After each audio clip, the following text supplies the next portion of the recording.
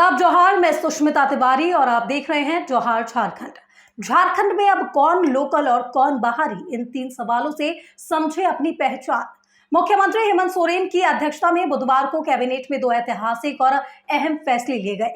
पहला, झारखंड में 1932 के खतियान आधारित स्थानीय नीति का और दूसरा, ओबीसी, एसटी और एससी के आरक्षण में वृद्धि का। स्थानीय की पहचान और आरक्षण में वृद्धि संबंधी विधेयक को अब विधानसभा के अनुमोदन के बाद केंद्र को भेजा जाएगा।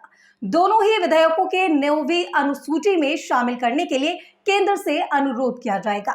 आपको बता दें, 9वीं अनुसूची में शामिल होने के बाद ही ये झारखंड में लागू होगा। बुधवार को हुई कैबिनेट बैठक में कुल 43 प्रस्तावों को हरी झंडी दी गई है।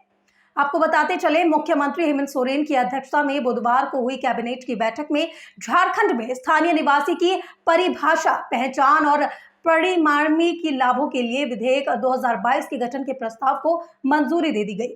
इसके तहत जिनके पूर्वजों का नाम 1932 के सर्वे खतियान में है, उन्हें ही स्थानीय माना जाएगा। वहीं भूमिहीन या वैसे लोग जिनका खतियान पठित नहीं है, उनके लिए ग्राम सभा से स्थानीयता की पहचान होगी। राज्य में लंबे अरसे से 1932 के खतियान आधारित स्थानीय व नियोजन नीति लागू करने की मांग हो रही थी। आपको बता दें कि वो इस विशेष सत्र में कराया जाएगा पारित। अब इस विधेयक को विधानसभा में पारित कराने के बाद 9वीं अनुसूची में शामिल करने के लिए केंद्र सरकार को भेजा जाएगा।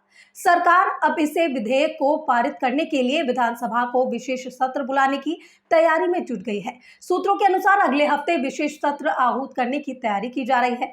इस विशेष सत्र में 1932 खतियान आधारित स्थानीयता नीति संबंधित विधेयक और एससी, एसटी, ओबीसी का आरक्षण बढ़ाने संबंधित विधेयक को पारित कराया जाएगा। विधानसभा से पारित कराने के बाद दोनों विधेयकों को राज्यपाल के माध्यम से केंद्र को भेजा जाएगा। आपको बताएं, भाजपा ने 1985 को कट ऑफ माना था। बता दें कि इससे पहले भाजपा की रघुवर सरकार ने 2016 में स्थानीयता नीति तय करने के लिए 1985 को कट ऑफ डेटा माना था। इसे ही भाजपा सरकार ने लागू किया था। अभी यही नीति राज्य में लागू है। झामुमो सरकार गठन के समय और उसके पहले झामुमो नेताओं ने ऐलान किया था कि उनकी सरकार बनेगी तो 1932 के खतियान आधारित स्थानीयता की नीति लागू की जाएगी। झामुमो ने भाजपा सरकार की स्थानीयता की नीति को शुरू से ही नहीं माना और उसे खारिज कर दिया है।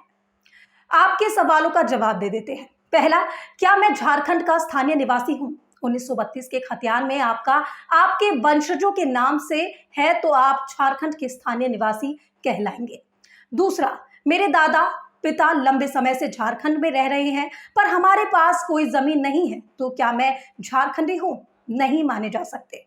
तीसरा, मेरे पूर्वज और मैं खुद झारखंड में पैदा हुआ हूं और जमीन भी है, तो क्या मैं झारखंड का स्थानीय हूं? तीसरा, मेरे पूर्वज और मैं खुद झारखंड में पैदा हुआ हूं और जमीन भी है, तो क्या मैं झारखंड का स्थानीय निवासी नहीं कहलाऊंगा? झारखंड में जन्म लेने के बावजूद आप यहाँ के स्थानीय निवासी नहीं कहलाएंगे। 1932 के खतियान में पूर्वजों का नाम है, तभी आप स्थानीय निवासी हैं।